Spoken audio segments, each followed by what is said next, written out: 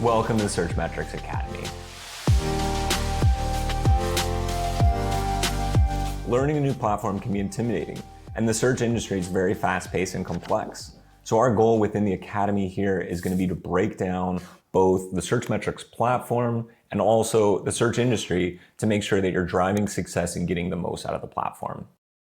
What you're going to find in our Academy is going to be all of our courses and lessons. This is going to include things such as our onboarding section, where we'll walk through every part of the Searchmetrics Suite. You'll see what it is, what's available to you, and how to use it. You're also going to find things like our monitoring reporting section.